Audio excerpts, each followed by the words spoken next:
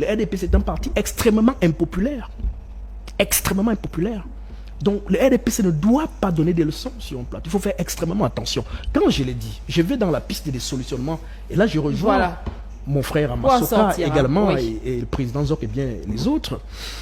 Il y a des pistes de solutions. Et je crois qu'aujourd'hui, comme il a utilisé une expression, le conspiratisme juridique ou judiciaire.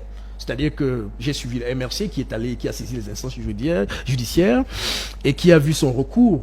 En fait, la cour d'appel du centre s'est déclarée incompétente. Je crois que quand des solutionnements judiciaires ou juridiques semblent bloqués, il faut intégrer les solutions politiques.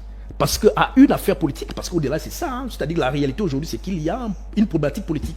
À une problématique, à une cause politique, il faut peut-être un solutionnement ou une solution politique. Et pourquoi ne pas donc aller vers des assises concertées avant l'élection de 2018, de 2025, d'octobre 2025, parce que ces goulots de revendications qui sont en eux-mêmes, ces goulots-là, porteurs d'éventuelles crises, peuvent nous conduire dans des dédales les plus insoupçonnés. Et donc, pour ne pas y arriver, et comme nous sommes justement conviés sur un plateau comme celui-ci, pour apporter des pistes de solutions, moi je propose donc modestement, au-delà d'une solution magnifique, que j'adhère entièrement, qu'Amasoka a proposé tout à l'heure, à savoir que l'opposition, au lieu davantage de poursuivre une piste qui est déjà verrouillée à l'avance, c'est-à-dire que voir qu'il n'y aura pas, on ne leur donnera aucune issue, il faudrait peut-être développer des synergies d'action, des mutualisations. C'est-à-dire qu'il y a une piste, par exemple, qui est soulevée par quelques acteurs, la piste des scrutateurs. Voyez-vous, le problème des scrutateurs manque cruellement à nos amis de l'opposition. Ou voilà, des bureaux de vote dans des villages. Madame, vous savez, je n'ai pas parlé depuis. Permettez, vous m'avez ostracisé. Non, vous parlez également, vous avez un temps de parole. Bon, donnez-moi donc une minute pour sortir. Vous m'avez coupé deux fois déjà.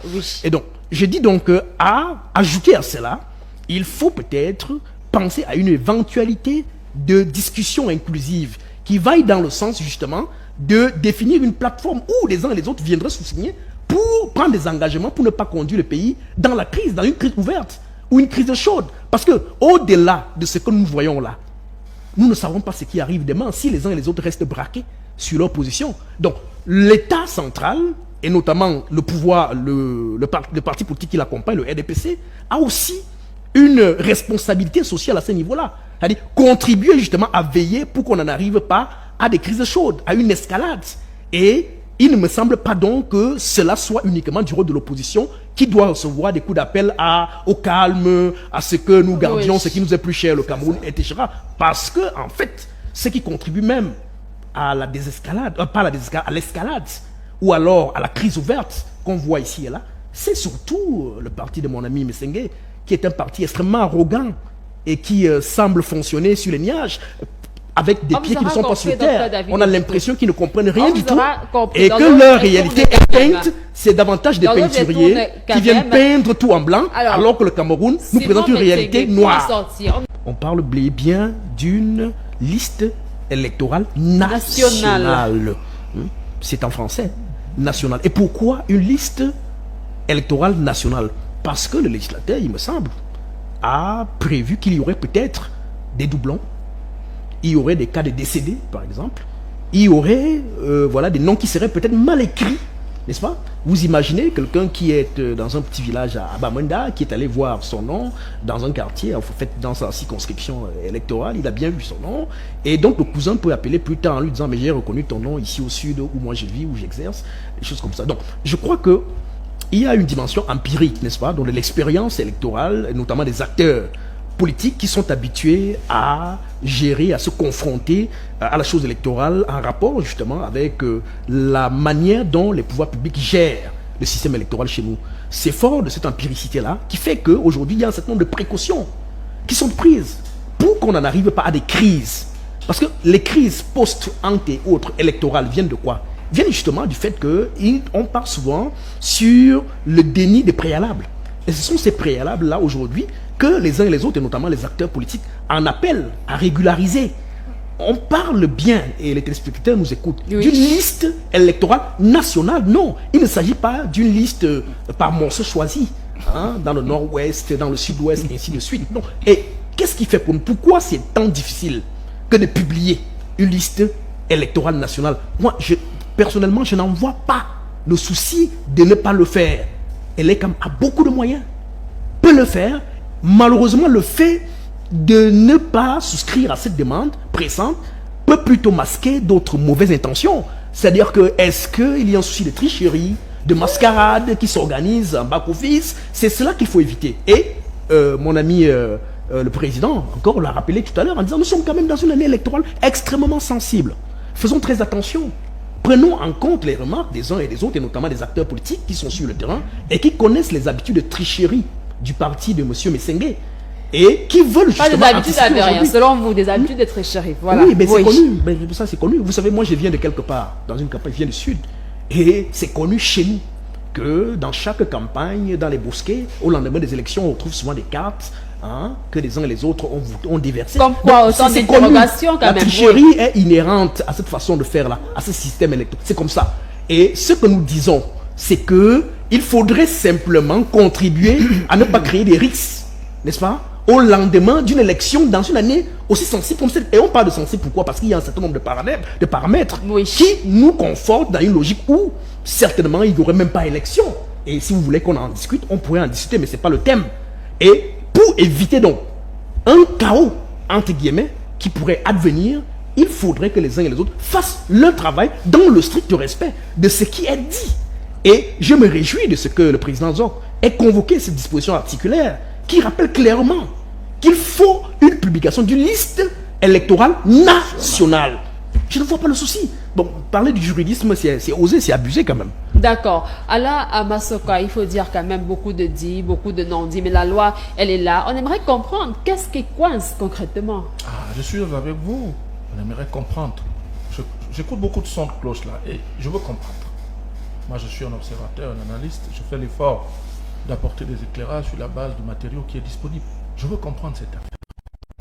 Vous voyez bien qu'on n'arrive pas à bien comprendre. Quand on verse tous les arguments. Quel est le problème? Configuration. Il y a une loi. Elle a été dite. 1. 2. Il y a une dénonciation. Les acteurs politiques le font. Voilà les données. Mais, j'ai envie d'ajouter, il y a le principe et il y a la matérialité. Quand je regarde cette affaire, je suis totalement d'accord sur le principe qui est clairement dans la disposition de la loi. Mais j'ai envie de comprendre également. Je vais ajouter 2 ou 3 arguments pour qu'on renforce encore le souci de compréhension. 1. On met une liste électorale nationale. Et puis il y a des décès, et puis il y a des décès, il y a des départs, il y a des départs, il y a des mutations, il y a. Première chose. Deuxième chose, on continue en ce moment. Je crois dans 1 mois et demi, on va peut-être clôturer. Mais on continue de faire des inscriptions. D'enrôler. On continue d'enrôler. On fait quoi avec une liste électorale maintenant? Je ne comprends pas. Moi, je veux comprendre. Puisque la dynamique d'inscription se poursuit. Donc les mouvements, les mutations, ça continue. Donc j'ai envie de dire, le débat est pertinent. Mais il faut le poser au bon moment. De mon point de vue, je crois que le corps électoral sera convoqué dans quelques mois. Si cela est acté définitivement. Donc du coup, j'ai envie de dire que vraiment, la machine de la compréhension continue de tourner. Vous comprenez que ça renforce la confusion. Mais le débat, lui, j'estime qu'il est pertinent. Alors, question, pourquoi est-ce qu'il y a cette, j'ai envie de dire quoi, cette pression? En communication politique, on parle de pression. Alors, quelles sont les motivations réelles de cette pression? Moi, c'est le vrai questionnement que je voulais qu'on pose sur la table. Monsieur Mtchenga parlait tout à l'heure, justement, j'ai envie de dire quoi, du discrédit. Du discrédit permanent. J'ai retenu ça avec beaucoup de pertinence. Effectivement, quand vous regardez en termes d'analyse, de contenu, je le dis à côté d'un universitaire, vous remarquez qu'il y a des convergences, il y a des récurrences. Vous voyez, le discrédit devient, j'ai envie de dire quoi, un discours dominant. Pourquoi le discrédit? Quand vous l'inscrivez dans le contexte actuel, vous commencez à vous demander, est-ce qu'il n'y a pas, j'ai envie de dire quoi, d'autres visées? Ben écoutez, je répète, je retiens la préoccupation des acteurs politiques. Maintenant, j'ai envie de dire, attention, en termes de timing, il faut qu'on soit extrêmement vigilant. Parce qu'à côté de ce que moi je considère quelque chose qui peut être résolu. Je suis d'accord avec M. Boutou, qui peut être effectivement résolu. Est-ce que c'est une question de mécanique? Est-ce que c'est une question matérielle? Est-ce que c'est une question de conjoncture? Est-ce que c'est une question de configuration? Elle est comment ses arguments? Les acteurs politiques ont leurs arguments. La loi, je suis clair avec M. Mutsinghe. Vraiment, il y a des clarifications qu'il faut apporter sur la loi. Effectivement, il y a des clarifications qui me semblent être pertinentes à pouvoir comprendre. Bon, je veux dire que dans ce contexte, il faut donc chercher à comprendre, est-ce que c'est une revendication simple? Dans ce cas, je pense que cela peut être effectué. Est-ce que c'est une action matérielle que l'organe est capable d'articuler? Dans ce cas, peut-être il faut ouvrir la discussion avec des acteurs politiques pour pouvoir développer effectivement la meilleure formule, le meilleur schéma qui peut contenter les uns et les autres, parce qu'il s'agit de dissidence entre effectivement des forces en présence. Bon, dans ce cas, si on a réglé cette affaire, je peux vous garantir, dans quelques jours, il va y avoir quelque chose qui va encore mettre sur la place publique, un peu comme une espèce d'élément de pression. Du coup, c'est ça qu'il faut regarder de plus.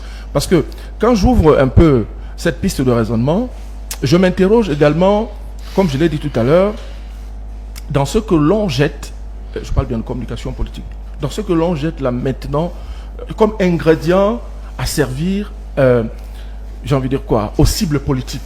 Quand vous regardez par exemple au-delà des médias, vous regardez ce qui se dit normalement de ce qu'on appelle les nouveaux médias, les réseaux sociaux, vous avez le sentiment qu'il y a un discours dominant également à ce niveau. Avant, j'ai entendu parler de l'âge du président, ensuite j'ai entendu parler d'une fixation sur certains acteurs, ainsi de suite, ainsi de suite. Et puis, de plus en plus, je crois que M. Mutsinghe a relevé quelque part, mais moi je l'ai déjà noté, n'est-ce pas, dans ma collecte, effectivement, il y a la perspective, j'ai envie de dire quoi, d'une insurrection que l'on brandisse, que l'on brandit au quotidien. Et c'est cela qui est inquiétant, c'est cela qui est préoccupant. Donc j'ai envie de dire que le jeu, il doit être juste. Le jeu, il doit être clair, il doit être sincère, parce qu'il y a des enjeux extrêmement importants. C'est pour cela que M. Zora a bien rappelé ce que le président disait, la paix avant, pendant et après.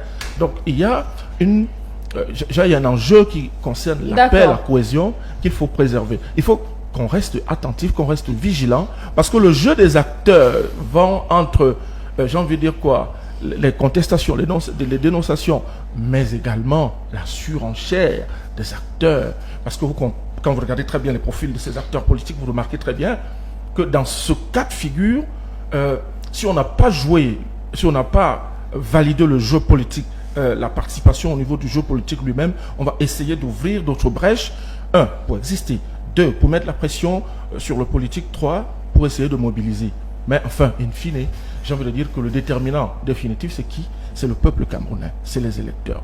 Donc, vers lesquels je pense qu'il faut promouvoir un peu plus de maturité. Parce qu'en face de nous, je n'ai pas envie de dire qu'il y a des gens qui ne sont pas sincères. Les acteurs politiques, je n'ai pas envie de vous faire un procès, mais enfin, quand vous regardez les profils, vous regardez les actions de ces acteurs politiques, soyons prudents. D'accord. Alors, moi, je suis à vous voulez renchérir d'abord. Oui, vous avez déjà dit que nous ne sommes pas sincères. Mais je crois que les téléspectateurs... Bon, moi, je ne parle pas de vous. Hein. D'accord. Je suis acteur politique. Les téléspectateurs qui nous suivent, pour leur gouvernement, je voudrais lire la dernière partie de cet article. Le directeur général d'élection établit et rend public la liste électorale nationale au plus tard le 30 décembre. Ça veut dire que le débat d'aujourd'hui n'est pas le débat du mois de mai 2025. En principe, conformément aux dispositions de cet article du Code électoral camerounais, c'est en décembre 2024 que cette liste devrait être publiée.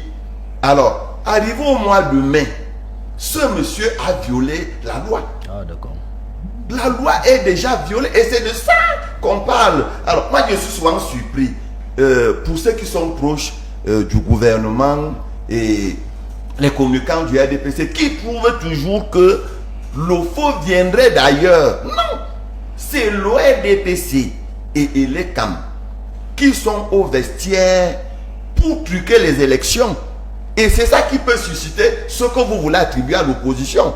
Parce que si le président d'Election Cameroun publie cette liste-là, qu'est-ce que nous, qui ne sommes pas sincères, allons encore soulever?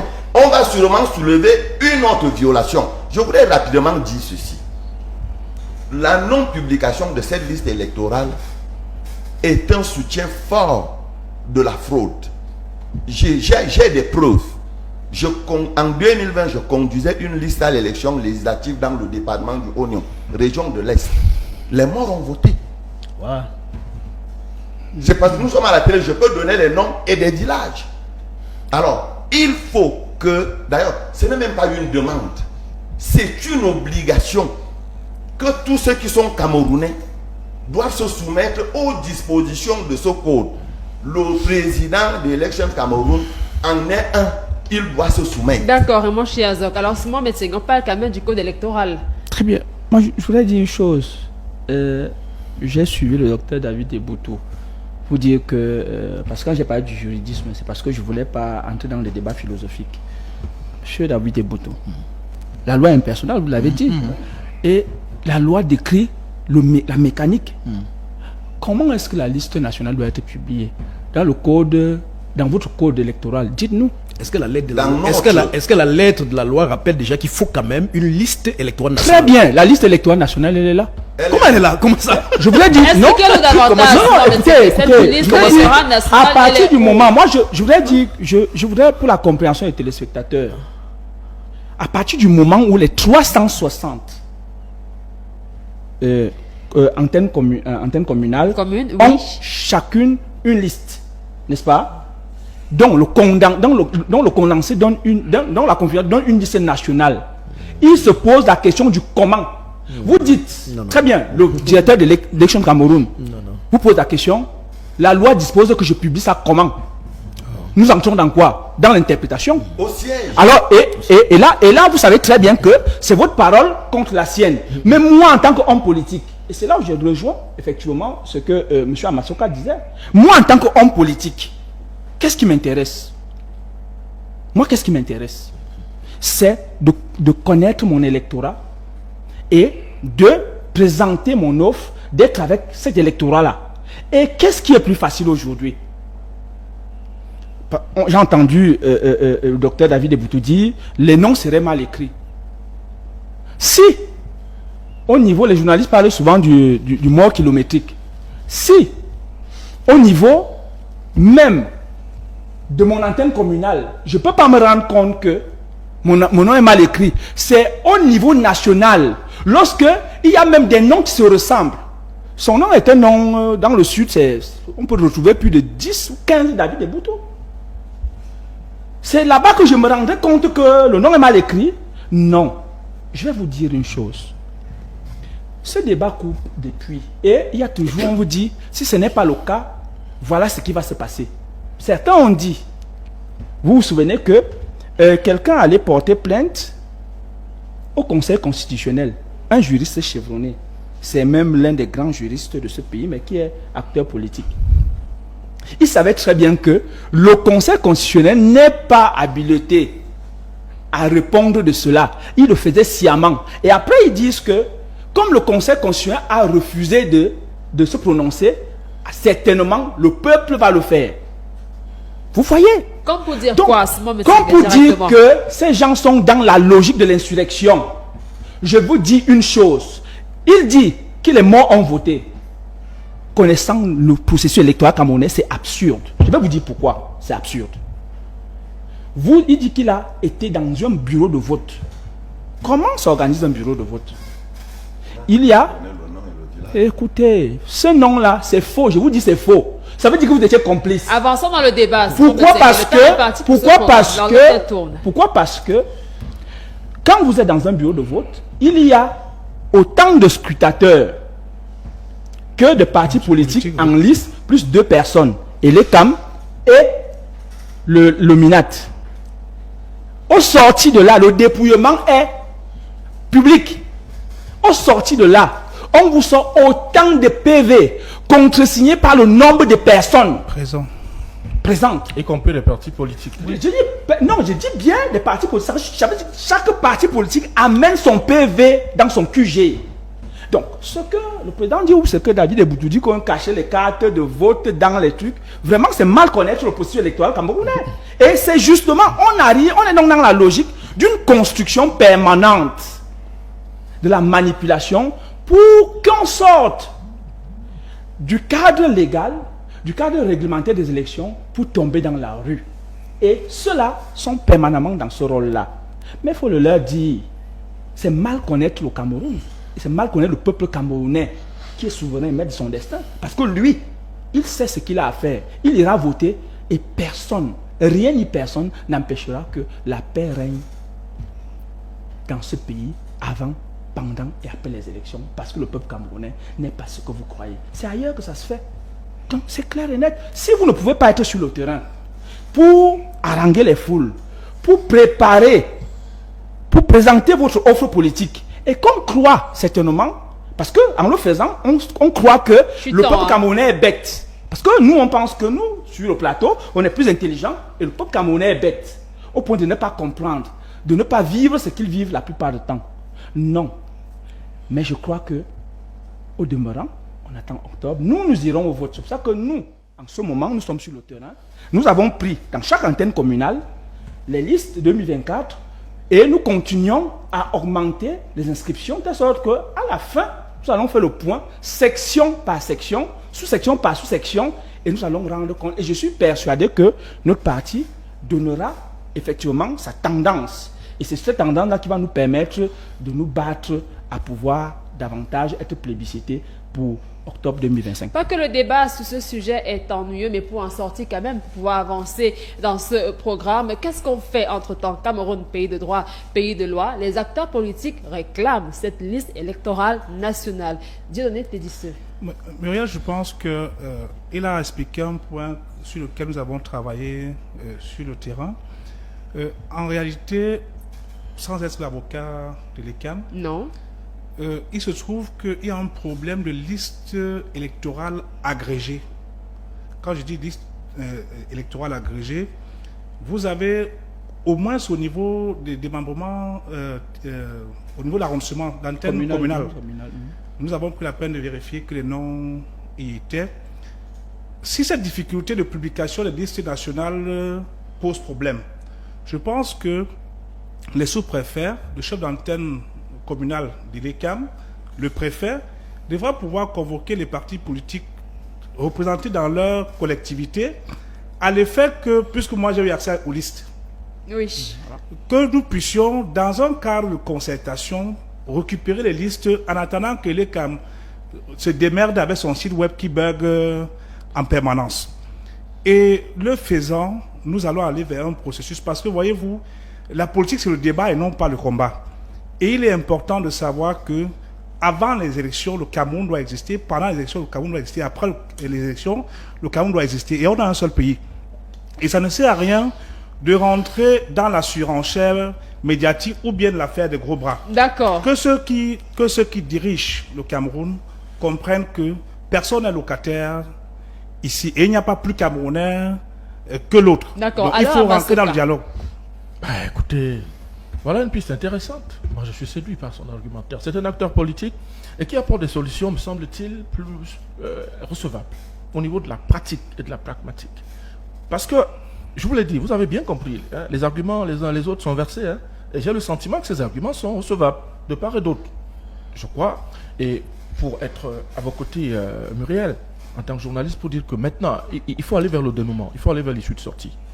Voilà une solution qui est extrêmement importante. Moi, ma préoccupation a été claire, elle est simple. Je la rappelle en 2 mots. Il faut éviter la surenchère, du discrédit, j'emprunte les termes de M. Metienge. Il faut éviter cela. Parce que j'ai bien mis l'accent là-dessus. Quels sont les profils des acteurs qui prennent la scène du suridandisme? Il faut bien poser la question. Vous comprenez que ces profils de ces acteurs, parfois, ils n'ont pas évacué le débat sur la validité d'une éventuelle candidature de leur part. Vous voyez? Donc, à partir de ce moment, je n'ai pas envie de le redire encore après M. Metienge, mais je le fais quand même. Le Cameroun n'est pas la Côte d'Ivoire. Le Cameroun n'est pas le Burkina Faso. Le Cameroun, c'est pas le Mali. Je sais qu'il y a ce rêve fou que certains acteurs... C'est pas le Soudan aussi. Pas, enfin, moi, je parle de ceux qui sont très proches de nous. Donc, j'ai envie de dire, c'est cela la vraie préoccupation qu'il faut avoir. Parce que les acteurs impliqués, et les CAM, acteurs politiques, vous voyez bien qu'au niveau des acteurs judiciaires, voyez, il y a comme une espèce de réserve, de recul. Oui. Certains parleraient même de conspiratisme. Mais j'ai envie de dire que ça, c'est un débat. Vous voyez bien comment il est dans l'impasse. Mais sauf qu'il reste que le processus doit avancer. L'échéance doit être respectée. Les Camerounais doivent pouvoir exprimer leur droit de vote. Donc, je veux dire que ce qui est plus pratique, plus réaliste, c'est de faire un travail de proximité, qu'on poursuive le travail de proximité. C'est-à-dire, parce que c'est cela qui est déterminant, qu'importe les schémas, il faut encourager les Camerounais à pouvoir continuer la dynamique d'inscription massive dans les listes électorales. Et il faut également que les acteurs politiques puissent trouver des schémas qui puissent régler leurs insuffisances, leurs défaillances, parmi lesquelles, et vous le savez, je le dis tous les jours, les acteurs politiques peuvent m'incendier, j'assume, mais je dis la vérité, je l'assume. Les acteurs politiques au Cameroun, je peux comprendre qu'ils ont des problèmes de conjoncture, ont un gros problème d'implantation territoriale. Ça, c'est vrai. Voilà tout le problème de fond. Parce que tel que je regarde parfois ce cadre, que je lis souvent ce code électoral, j'estime que ce défi d'implantation est fondamental. Comment vous faites pour revendiquer quelque chose là où vous êtes absent? C'est la question fondamentale qu'il faut se poser. Donc, maintenant, il y a certainement un problème de financement, de conjoncture. Il faut donc, par exemple, on réfléchisse sur les questions de mutualisation. J'ai entendu dans les échéances électorales passées. Pourquoi les acteurs politiques ne peuvent pas rapprocher, ne peuvent pas développer des rapprochements de leur position? Par exemple, si je suis à Bertois et que moi, Monsieur Zoc est à Bertois, moi je suis à Bafia, Oui. écoutez, je m'arrange avec Monsieur Zoc pour que, n'est-ce pas, il puisse regarder mes voix là-bas, et puis moi je vais regarder ses voix chez moi dans le Bambou, à Bafia ou à Bokuto, ainsi de suite, ainsi de suite. Pourquoi ils ne le font pas? Et regardez très bien, les rapprochements sont quasiment difficiles, pour ne pas dire impossibles, entre ces acteurs politiques. Tout ce qui les rassemble, c'est de dire, ça ne marche pas, on force le coup, quitte à faire exploser le pays. Non. C'est pour ça que je parlais de la maturité des Camerounais. Ils peuvent être sûrs que les Camerounais sont suffisamment vigilants. Parce que la masse critique chez nous, elle est valable pour le pouvoir, mais aussi pour l'opposition et les acteurs politiques. Vraiment chez Azok. Oui, vous savez que chaque fois que l'ORDPC est dos au mur, le mot insurrection revient. Comme président national de parti politique, L'acteur l'a dit clairement. J'ai pu dire aux téléspectateurs que l'ORD n'est pas un parti politique de la rue. Nous parlons d'un problème de l'application de la loi. Election Cameroun a un siège. Sauf la mauvaise foi d'Alain pour poser la question de savoir... Je parle de Bokito pour le siège à Yaoundé. Où est-ce que Election Cameroun doit publier cette liste nationale? C'est à son siège. Je parle de Bokito pour Yaoundé pour voir mon nom. Est-ce que Elections Cameroun devra aller à l'antenne communale de Ngoïla pour aller publier sa liste là-bas alors que le siège ici à Yaoundé? Non. Je pense que chaque fois que ce parti politique est coincé, il renvoie toujours à l'insurrection. Personne ne veut le faire dans ce pays. D'accord. Alors, le besoin de solutions concrètes. C'est une minorité. Oui, Raymond Chiazok, votre contribution pour une solution concrète. La solution concrète, c'est que la première nourriture de la paix, c'est la justice. Et le dialogue. J'ai dit, la première nourriture de la paix, c'est la justice. Et qui dit justice, c'est l'application de la loi. Parce que lorsque la loi n'est pas respectée, il n'y a pas de paix. Et le respect à une loi qu'on s'est prescrite est liberté. Lorsqu'on dit que le Cameroun est un pays de liberté, tout commence par le respect des lois. Si on ne respecte pas des lois, on peut dire tout ce qu'on dit. Je suis même un peu surpris. Pour Alain, qui est un brillant journaliste, ça je ne le dis pas parce qu'il est là, qu'il aille dans la logique de ce que les chefs d'agence et les sous-préfets peuvent voir. Mais le Cameroun a déjà écarté les sous-préfets de l'organisation de l'élection en responsabilisant Elecam. Le sous-préfet prend part aux élections comme représentant de l'administration, mais n'organise pas les élections. Il faut que ce soit bien clair. Donc, dans les bureaux de vote, moi je suis déjà allé aux élections comme président de parti politique 2 fois. Je parle de ce que je connais. Alors, lorsque le représentant de l'administration arrive, il n'a rien à faire parce que il est sous le contrôle du président du bureau de vote qui est désigné par les camps. Comme on dit président, tout le monde le comprend. Alors, je ne veux pas entrer dans les détails, vous voulez m'amener, parce que entrer dans les détails, non. On va en sortir. Qu'est-ce qu'il faut faire? Muriel, qu'est-ce qu'il faut faire? Ce que nous devons faire, c'est que nous devons rester tous esclaves de la loi. Que ce que la loi nous demande de faire, qu'on le fasse et on reste tranquille. Parce que ce n'est pas parce que Simon... Ce n'est pas parce que Simon dit que... Simon, voilà ce que Simon... Voilà ce que Simon dit aux téléspectateurs. Muriel, lorsque les autres parlent ici, surtout ceux qui ont un penchant vers le RDPC, ils ont un peu plus de temps. Je ne le reconnais pas. Merci, je retire ce mot. Bon, pour chuter donc, je dis donc ceci. Lorsque Simon dit que ils vont colmater, réunir les informations de gauche à droite pour faire la liste nationale. C'est la liste nationale. La question que je voudrais me poser, est-ce que leur stratégie est devenue la loi? Parce que comme juriste, je sais que tout ce qui est contraire à la loi doit se taire. Donc la stratégie du RDPC n'a aucune influence sur la loi. Parce que cette stratégie est contraire à la loi. La loi nous dit comment on doit faire. Et si on ne fait pas comme elle nous demande, c'est nous le problème, pas ceux qui veulent amener l'insurrection, entre guillemets, que vous proclamez tous les jours. D'accord. Docteur David Eboutou. Mais je commençais à croire que j'avais été ostracisé sur ce plateau. Non, du tout. Merci de me rassurer. Non, j'ai été très interloqué, voire perplexe tout à l'heure en écoutant mon frère, le représentant du RDPC, Messengue, qui nous explique quand même que les particules de publication de listes ici et là constituent la liste nationale. Pour mon entendement un peu cartésien, j'avoue que j'ai failli tomber de nu. Non, il ne s'agit pas de ça. Il y a la lettre de la loi qui est là. Elle est claire, elle est précise. Il faut aller dans ce sens-là pour sortir de ces débats qui peuvent être enfumeux et nous perdre de temps, in fine.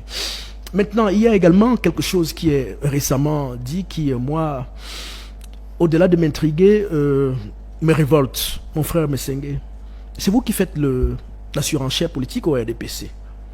Vous savez, le fait de rappeler à chaque fois que le Cameroun ne volera pas en éclats, le Cameroun est un havre de paix, on l'a souvent dit ici, hein?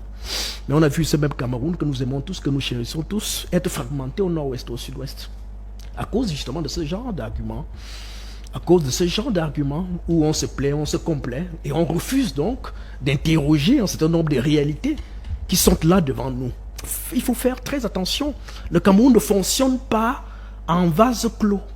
Nous sommes dans un monde et à côté, on a bien vu au Gabon ce qui s'est passé. En Côte d'Ivoire, il y a des tensions qui ont eu lieu là-bas. D'autres se destinent en perspective. Faisons très attention, madame. Il faudrait le retenir, surtout mon frère Messengue.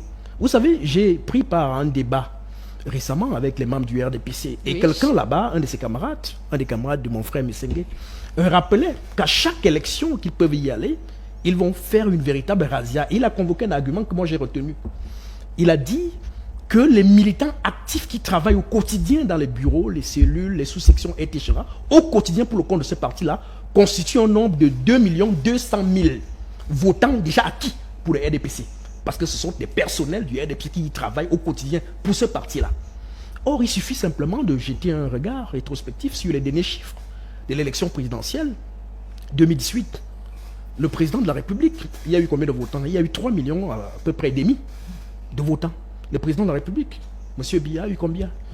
2 500 000, à peu près 2 400 000 par là, votants qui ont plébiscité pour lui. Cela veut dire quoi? Cela veut dire que aux 2 200 000 personnes qui travaillent pour le RDPC, il n'y a que eu 200 000 personnes seules qui ont donné leur voix à M. Biya. Conséquence, le RDPC est un parti extrêmement impopulaire. Extrêmement impopulaire. Donc le RDPC ne doit pas donner des leçons sur un plateau. Il faut faire extrêmement attention. Quand je l'ai dit, je vais dans la piste des solutionnements. Et là, je rejoins mon frère Amassoka également et le président Zok et bien les autres. Il y a des pistes de solutions. Et je crois qu'aujourd'hui, comme il a utilisé une expression, le conspiratisme juridique ou judiciaire. C'est-à-dire que j'ai suivi le MRC qui a saisi les instances judiciaires et qui a vu son recours. En fait, la cour d'appel du centre s'est déclarée incompétente. Je crois que quand des solutionnements judiciaires ou juridiques semblent bloqués, il faut intégrer les solutions politiques. parce qu'à une affaire politique, parce qu'au-delà c'est ça, hein, c'est-à-dire que la réalité aujourd'hui c'est qu'il y a une problématique politique. À une problématique, à une cause politique, il faut peut-être un solutionnement ou une solution politique. Et pourquoi ne pas donc aller vers des assises concertées avant l'élection de 2018, de 2025, d'octobre 2025, parce que ces goulots de revendications qui sont en eux-mêmes, ces goulots-là, porteurs d'éventuelles crises, peuvent nous conduire dans les dédales les plus insoupçonnés. Et donc, pour ne pas y arriver, et comme nous sommes justement conviés sur un plateau comme celui-ci, pour apporter des pistes de solutions, moi je propose donc modestement, au-delà d'une solution magnifique, que j'adhère entièrement, Kamasoka a proposé tout à l'heure, à savoir que l'opposition, au lieu davantage de poursuivre une piste qui est déjà verrouillée à l'avance, c'est-à-dire que voir qu'il n'y aura pas, on ne leur donnera aucune issue, il faudrait peut-être développer des synergies d'action, des mutualisations. C'est-à-dire qu'il y a une piste, par exemple, qui est soulevée par quelques acteurs, la piste des scrutateurs. Voyez-vous, le problème des scrutateurs manque cruellement à nos amis de l'opposition. Ou voilà, des bureaux de vote dans des villages. Madame, vous savez, je n'ai pas parlé depuis. Permettez, vous m'avez ostracisé. Non, permettez. vous parlez également, vous avez un temps de parole. Donnez-moi donc